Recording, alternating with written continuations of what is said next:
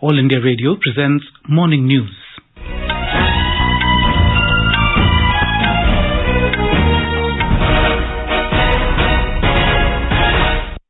Good morning, I'm Sunil Verma and with me is Subhadra Ramachandran. The headlines. Prime Minister Narendra Modi to inaugurate Sri Mahakalok at Mahakaleshwa Temple in Uchan, Madhya Pradesh today.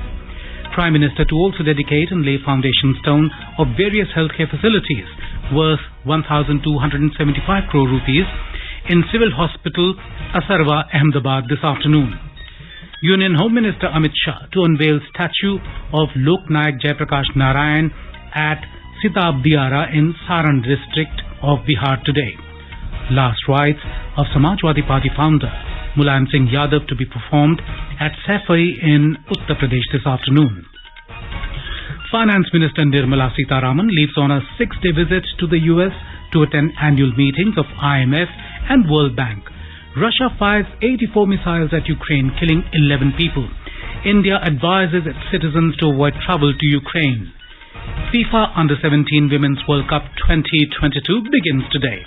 And in cricket, India to take on South Africa in third and final ODI in Delhi today.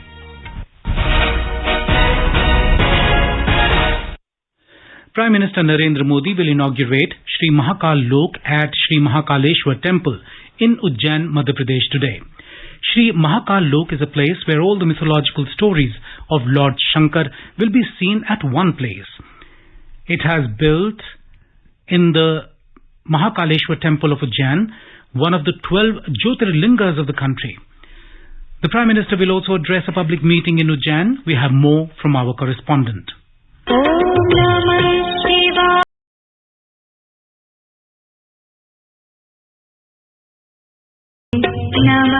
According to official information, Prime Minister Narendra Modi will arrive in Indore from Ahmedabad at around 4:30 p.m. by Air Force plane. He will reach Ujjain from Indore by a helicopter. Prime Minister Modi will dedicate Sri Mahakalok to the nation between 6:30 to 7 p.m. This program will be telecast live in the entire state. After the inauguration program, the Prime Minister will address a public meeting at Kartik Mela ground in Ujjain. More than 60,000 people are expected to attend the meeting. After the public meeting, Sri Modi will leave for Delhi. The Prime Minister will be staying in MP for around 4 hours. Around 4,000 security personnel have been deployed for the security of the Prime Minister as well as the inauguration ceremony. Apart from this, the program venue has also been declared as a no-fly zone. The estimated cost of Sri Mahakal corridor built on the line of Kashi Vishwanath corridor is around 800 crore rupees. In the first phase of this project, Mahakal Lok, Rudrasagar, Harsiddhi Temple, Chardham Temple and Vikram Tila have been constructed and developed at a cost of around 351 crore rupees.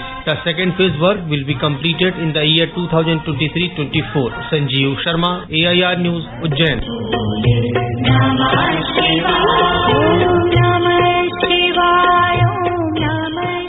On the third day of his 3-day visit to Gujarat, Prime Minister Narendra Modi will dedicate and lay the foundation stone of various healthcare facilities worth 1,275 crore rupees in Civil Hospital, Asarwa, Ahmedabad today.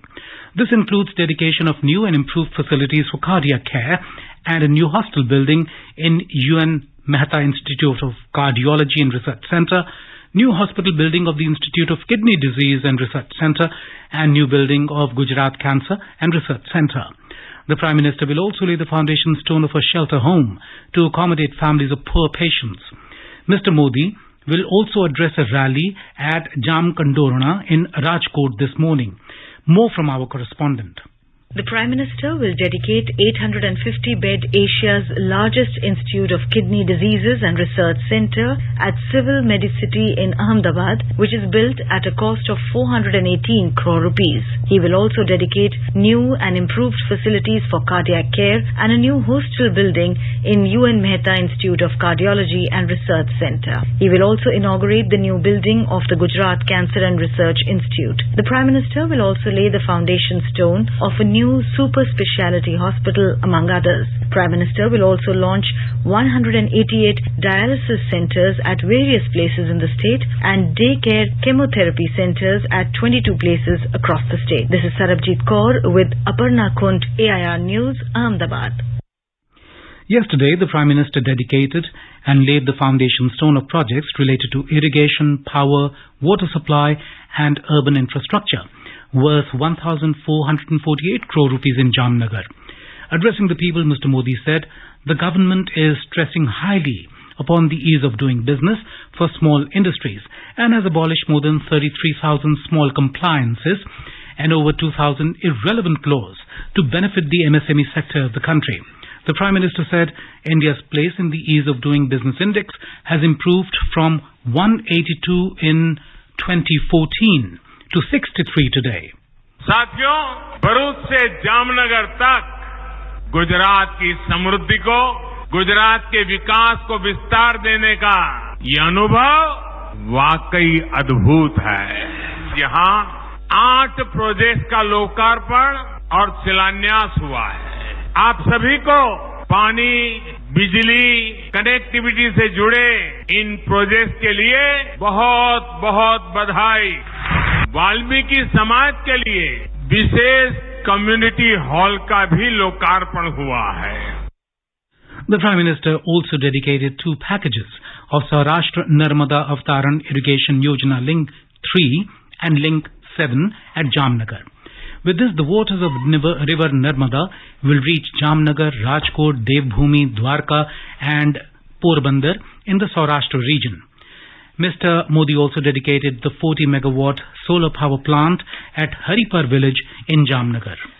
Union Home Minister Amit Shah will visit Sitab Diara in the Saran district of Bihar today to preside over a function to mark the birth anniversary of socialist icon Jai Prakash Narayan at his birthplace. We have more from our correspondent.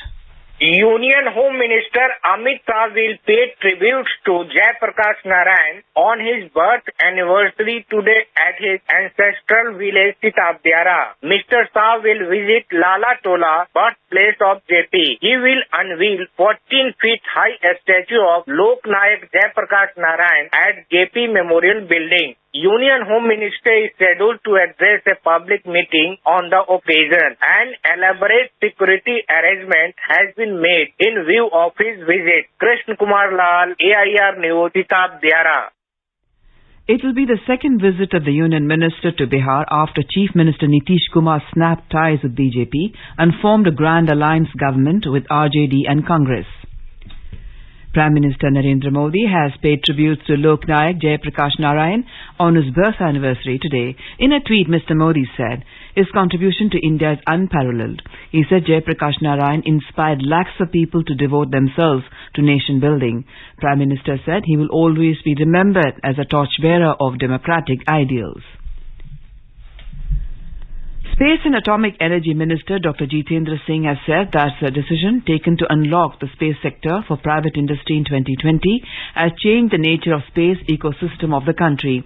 Dr. Singh was addressing the India Space Conclave in New Delhi on the occasion of first anniversary of the Indian Space Association.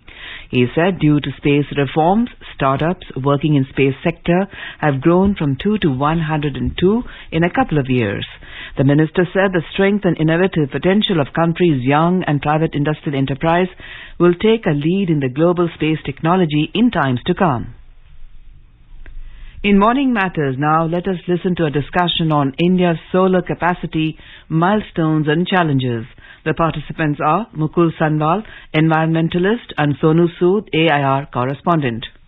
International Solar Alliance's 5th Assembly is all set to be held in New Delhi from 17th to 20th of October. Mukulji, can you tell us about the importance of energy transition and how does an initiative like International Solar Alliance provide impetus to energy transition? International Solar Alliance is a treaty-based alliance, which means that there are 90 countries which have ratified the treaty and 109 countries have signed it. Now the question becomes is that there is a technological transformation going on which is supporting the energy transition.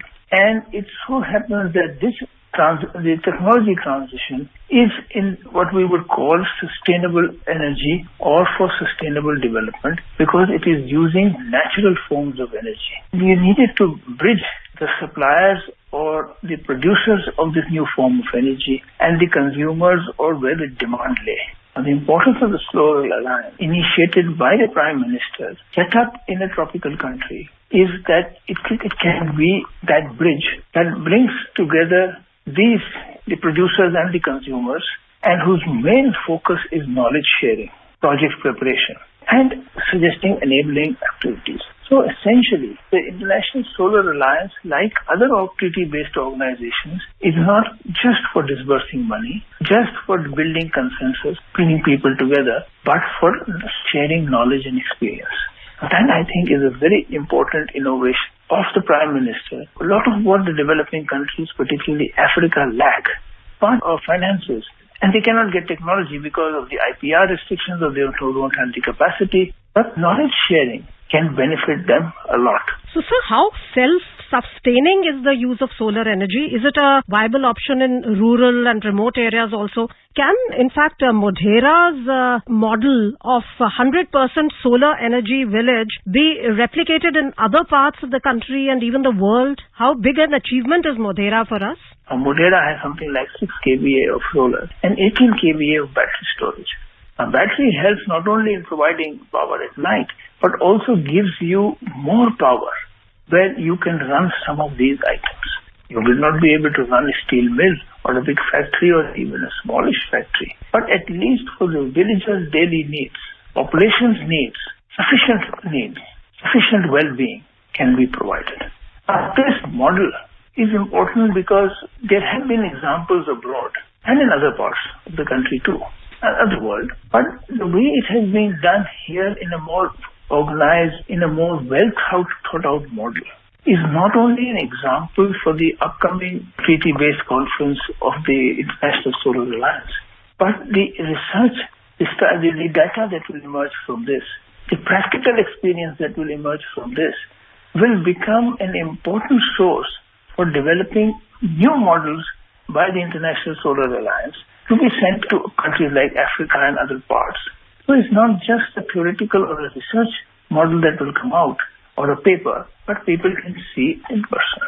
So, sir, in this wholesome approach of the government, apart from solar energy, what are the forms of renewable energy you see have the potential to help this energy transformation in the country? Ultimately, we need to be location-specific and respond to what nature has given to us.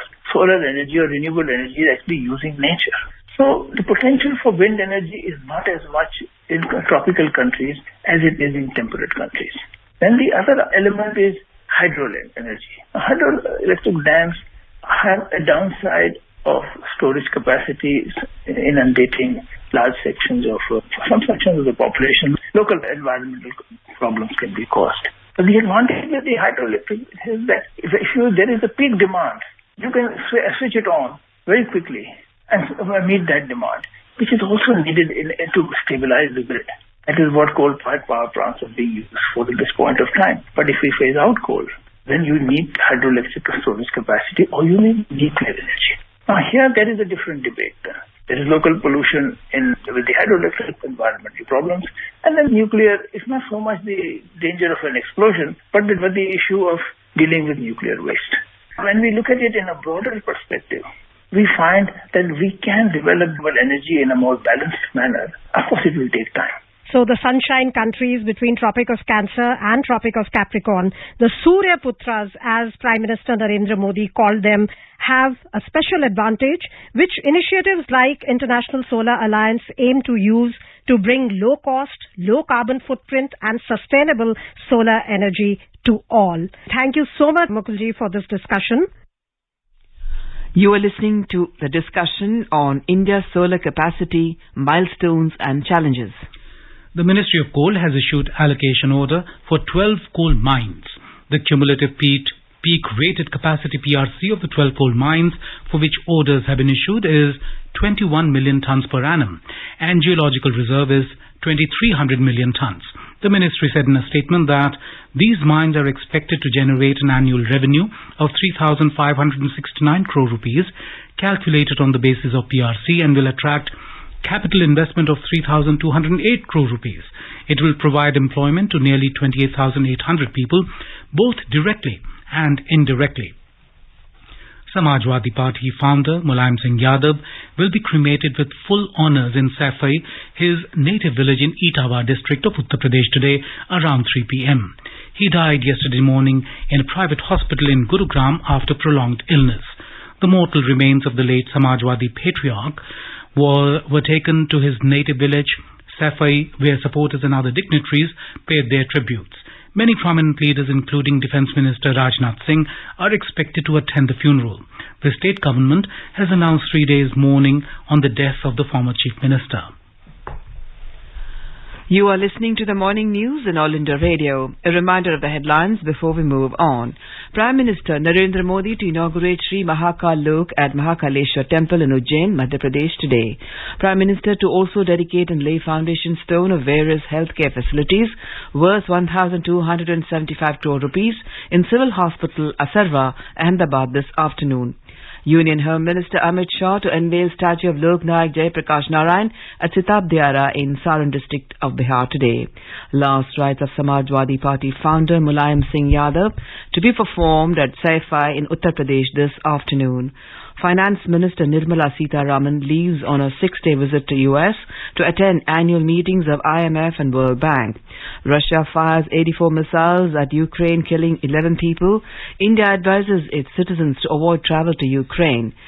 FIFA Under-17 Women's World Cup 2022 begins today. And in cricket, India to take on South Africa in third and final ODI in Delhi today.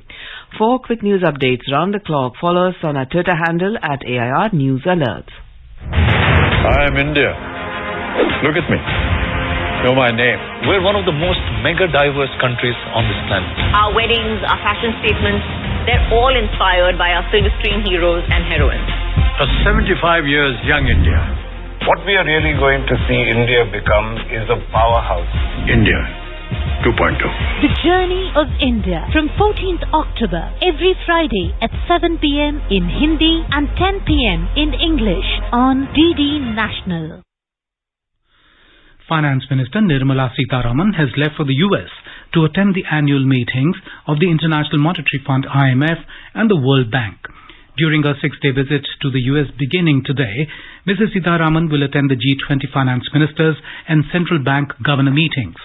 She will also take part in bilateral meetings with several countries including Japan, South Korea, Saudi Arabia, Australia, Bhutan, New Zealand, Egypt, Germany, Mauritius, UAE, Iran and the Netherlands. The meetings with leading business leaders and investors are aimed at highlighting India's policy priorities and deliberate on measures to facilitate foreign investment. Russia fired 84 missiles on busy Ukrainian cities yesterday, killing 11 people. This was Russia's most widespread air attack since the start of the conflict. Missiles tore into busy intersections, parks and tourist sites in the center of the capital, Kiev. Explosions were also reported in Lviv, Ternopil and Zhytomyr in western Ukraine, Dnipro and Kremenchuk in central Ukraine, Zaporizhzhia in south and Kharkiv in the east. Ukrainian officials said at least 11 people were killed and scores injured. The missiles targeted power plants, leaving swathes of the country without electricity. Ukrainian President Volodymyr Zelensky said the Russian attacks were deliberately timed to kill people as well as knock out Ukraine's power grid. Indian nationals have been advised to avoid all non-essential travel to and within Ukraine. The advisory has been issued by the Indian Embassy in Ukraine in view of the current escalation of hostilities in that country. It said that Indian nationals must strictly follow the safety and security guidelines issued by the Ukrainian government and local authorities. Over the past 75 years since independence, India's largest public service broadcaster, All India Radio, has been the proverbial storyteller for crores of people across the country. All India Radio is celebrating 75 years of freedom with a series, Azad Bharat Ki Baat, Akashvani Ke Saath. It showcases the journey of India since independence in various walks of life through the storytelling of All India Radio. In today's episode, we bring you the story of great personalities who received the Dada Saheb Phalke Award till the year 2000.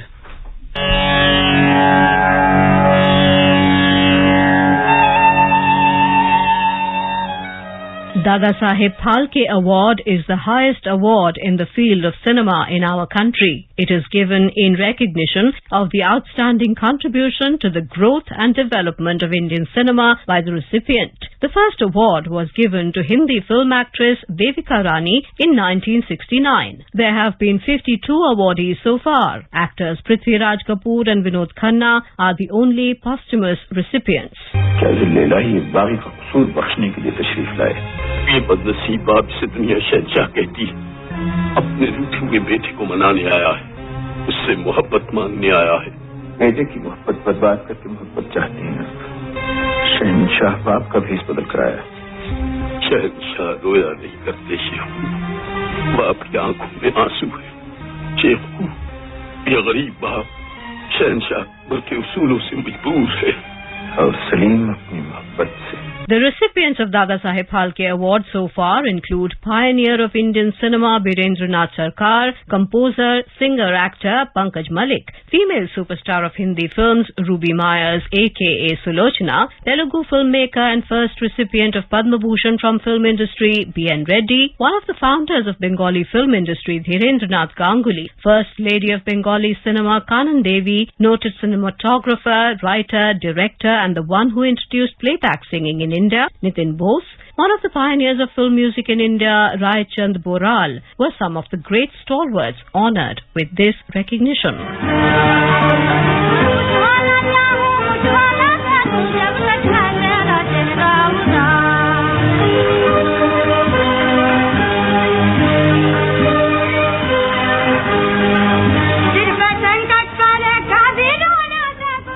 Sohrab Modi, actor and filmmaker, is credited with bringing Shakespearean classics to Indian cinema and noted for his delivery of Urdu dialogue. Hindi actor-director Paidi Jayaraj is known for portrayal of Indian historical characters. One of the greatest composers ever, Naushad, was honoured by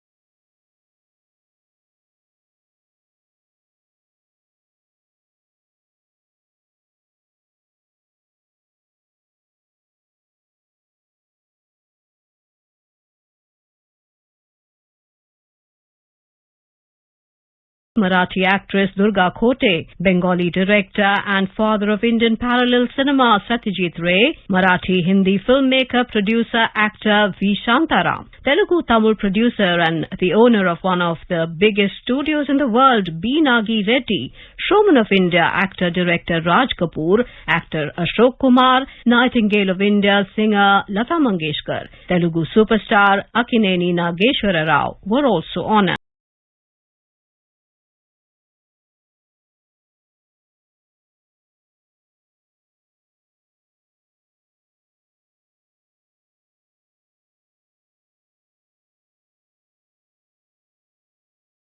Marathi filmmaker Bhalji Pendharkar, Assamese composer and bard of Brahmaputra Bhupen Hazarika, Hindi lyric writer Majru Sultanpuri, tragedy king superstar Dilip Kumar, Kannada superstar Rajkumar, great Tamil actor and Marlon Brando of Indian cinema Shivaji Ganesan, lyricist Kavi Pradeep, producer-director B.R. Chopra, writer-director, producer and pioneer of middle-of-the-road cinema Rishikesh Mukherjee, playback singer Asha Bhosle have also received the Lifetime Achievement Award till the year 2000. In tomorrow's episode, we will bring you the story of the rest of the great personalities who received the Dada Saheb Phalke Award from 2001 onwards.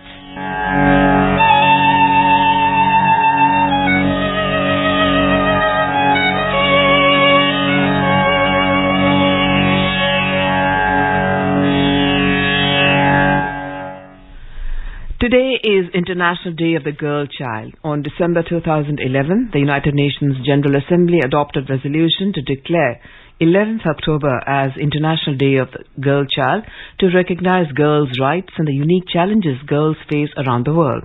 This year's theme for International Day of the Girl Child is Our Time is Now, Our Rights, Our Future. Women and Child Development Ministry will organize national conference on skilling in non-traditional livelihoods for girls. Betiyan Bane Kushal in New Delhi today. The conference will be organized under the Beti Bachao Beti Padhao initiative on the occasion of the International Day of the Girl Child. We have more from our correspondent. Under the Betiyan Bane Kushal initiative, emphasis will be laid on convergence between ministries and departments to ensure the skill development of girls. The conference will focus on capacity building and skill development of girls to increase their participation in the professions like science, technology, engineering and mathematics. During the event, MOUs will be signed between Ministry of Skill Development and Entrepreneurship and Ministry of Monetary Affairs for skilling of young girls for their increased, equal and empowered participation in the workforce. Dipendra Kumar, AIR News, Delhi. India will play against South Africa in the third and final ODI at Arun Jaitley Stadium in Delhi today. The match will begin at 1:30 p.m.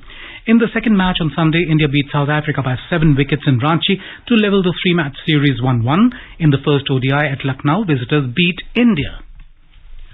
The FIFA Under-17 Women's World Cup 2022 will begin today.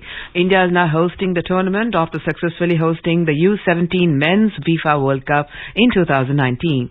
16 women's U17 national teams from 6 confederations will compete for the coveted title. India will take on the USA in its Group A opener at the Kalinga Stadium in Bhubaneswar this evening. The match will start at 8 p.m. In a video message, Youth Affairs and Sports Minister Anurag Thakur has said, "It is a matter of great pride for every citizen that for the first time Indian women will play in FIFA tournament. For the first time that Indian women will play in a FIFA tournament. It's a matter of great pride for every citizen, and therefore I urge all of you to watch the matches at Bhubaneswar, Goa and Navi Mumbai in large numbers. I also request you and invite you to support our female footballers by posting videos of yourselves playing football with the hashtag #KickOffTheDream. At the 36th National Games in Gujarat, Maharashtra's Malakhambh Stars, led by the reigning queen Rupali Sunil Gangamane, swept 3 of the 5 gold medals yesterday to take their state to the second position on the medal table ahead of Haryana. Maharashtra, with 34 gold medals, overtook Haryana, third with 32 in the National Games medals tally. Maharashtra also have the biggest medal haul at this edition of the National Games, with a total of 126 medals, including 36 silver and 56 bronze. Services, with 53 gold medals and a total of 115, continue to lead the National Games medals table. And now an overview of today's newspapers. The death of veteran leader Mulayam Singh Yadav has been covered on the front page of most dailies. SP founder, 3-time UP CM Mulayam Singh passes away, reads the headline in The Hindu. In veiled dig at Aam Aadmi Party, the Prime Minister says Gujarat will defeat urban Naxals, headlines The Times of India. External Affairs Minister chides Canada on Khalistani activity, writes the Tribune. Russia pounds Ukrainian cities, many civilians dead, headlines Hindustan Times. India expresses concern, reiterates its call for cessation of all hostilities, writes the paper. The Asian Age quotes the External Affairs Minister as saying that India got Russian arms as the West didn't supply them. India gets a 4th set of Swiss bank accounts details to probe tax evasion, reports the Pioneer. The Supreme Court Collegium closes. Move to fill vacancies as 2 judges objected, writes the Indian Express.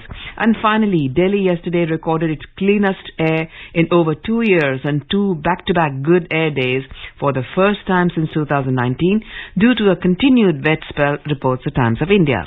And now, before we end the bulletin, the headlines once again.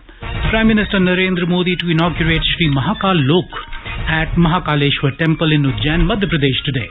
Prime Minister to also dedicate and lay foundation stone of various healthcare facilities worth 1,275 crore rupees in Civil Hospital Asarwa, Ahmedabad this afternoon.